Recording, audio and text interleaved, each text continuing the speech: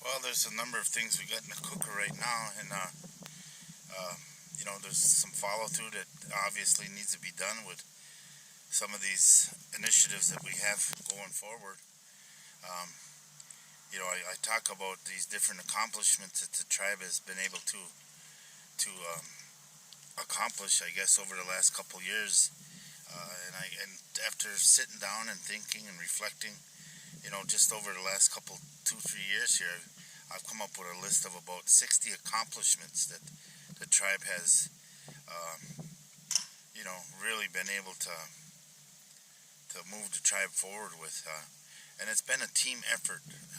It's not just the council that's done this thing. It's not just our program directors and managers, but it's been kind of a community effort to really help the tribe progress.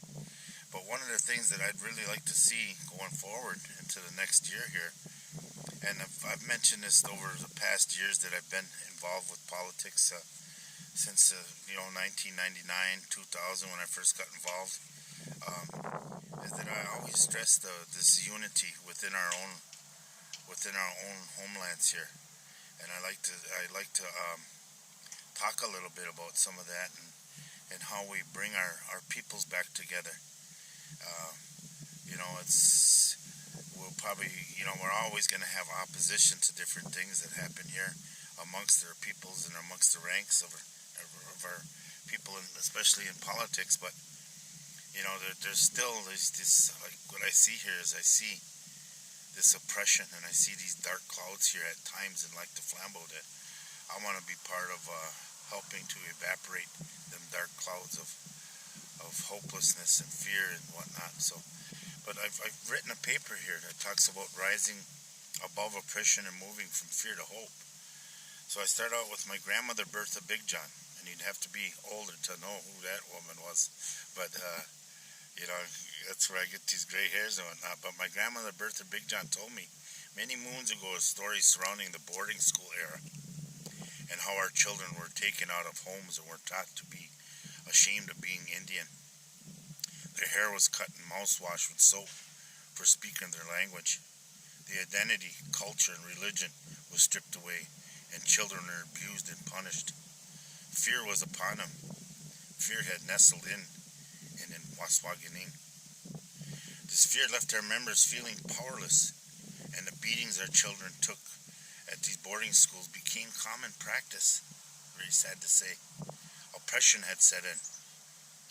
Today I see children with flat and dull eyes that tell us their light has been put out. It is the oppression and fear that has removed the light from the eyes of too many of our children. Fear causes us to look at each other and see enemies instead of friends. Fear has sidestepped their culture and created bickering. It has been present as a voice that says why we cannot accomplish things and why we fail and remain oppressed. It is the reason behind the doubts of our children and has created a lack of spirit in the eyes of adults, beaten down by years and cycles of oppression here in Waswagening. Fear is the enemy that sits amongst us today. And as tribal leaders, we need to do what we can to push this fear away and move this oppression away and make things better here. That's what tribal leaders, not just in like the Flambeau, but all over Indian country, should be focusing on. We all know where this bitter seed was planted and who planted it, but the fear is not a traditional part of our Indian lives. We need to step up and fight this fear and oppression and destroy it before it infects our next generations. I often ask myself what the 21st century holds for our people. At the turn of last century, our people of Waswagening were wore down.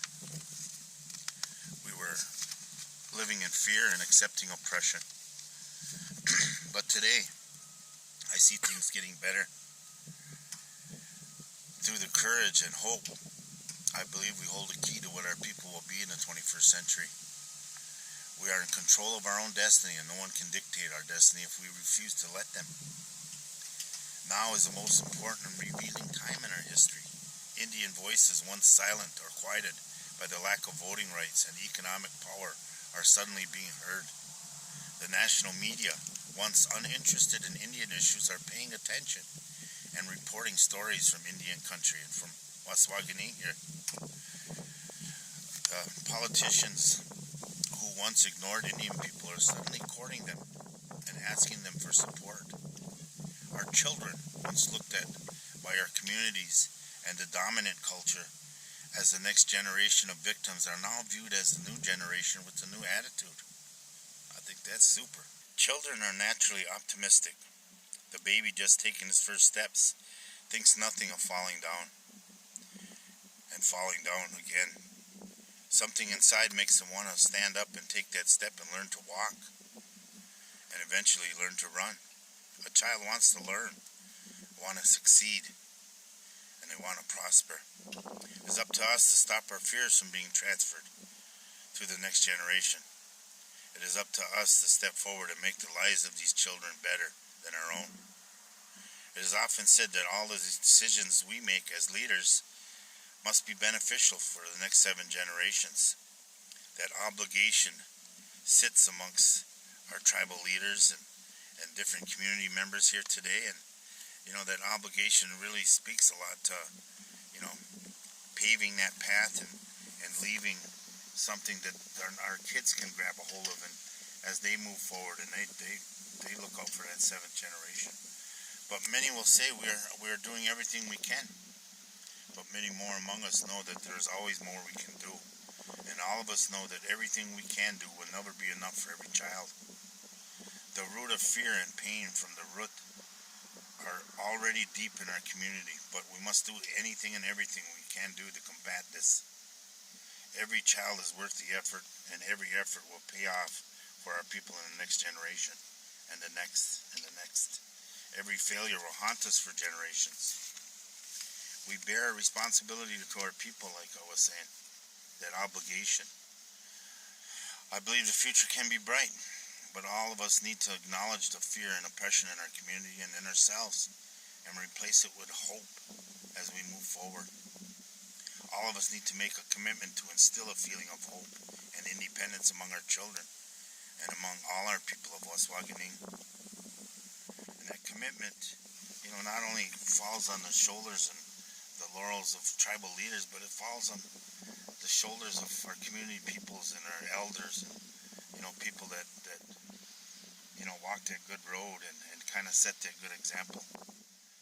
But that was some of the things that I wanted to share with you today, and kind of thinking about Lac du Flambeau and where we sit today and how we can make it better, and how we can come together down the future, not only as tribal leaders, but as a community here, to help stomp out this oppression, how to create hope. And there's a lot of things that I talk about in this healing circle that really inspires and motivate people to move forward and to really try and make better lives for themselves and their children behind them.